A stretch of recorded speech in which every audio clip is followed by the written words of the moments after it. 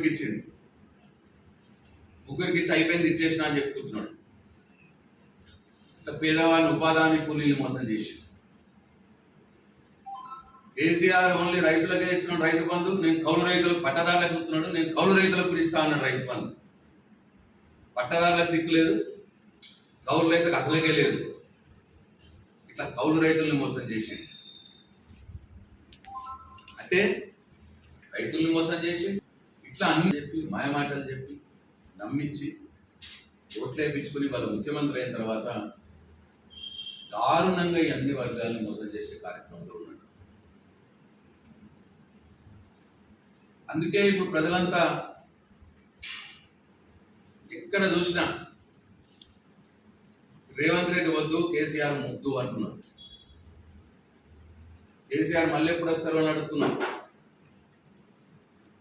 ఏమన్నా వేసి దించేయండి తీసుకురండి కేసీఆర్ని అంటున్నారు.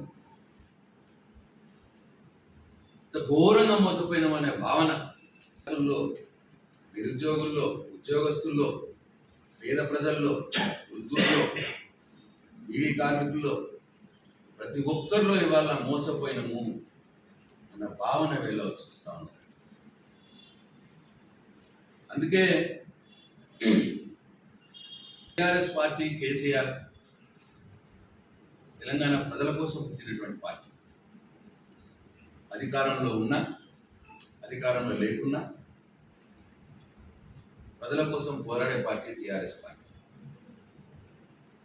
తెలంగాణ ప్రజలకు శ్రీరామ రక్ష కేసీఆర్ మాత్రమే, టీఆర్ఎస్ మాత్రమే అన్న భావన వాళ్ళ ప్రజల్లో వస్తూ ఉన్నారు. కాబట్టి ఇవాళ ఈ బహిరంగ సభలో, వరంగల్ బహిరంగ సభలో టీఆర్ఎస్ పార్టీ ప్రజల కోసం పుట్టినటువంటి పార్టీ కాబట్టి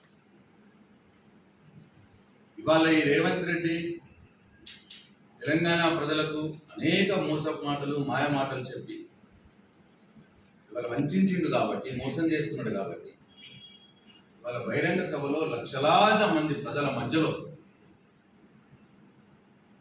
ప్రజల పక్షాన రేవంత్ రెడ్డిని, కాంగ్రెస్ పార్టీని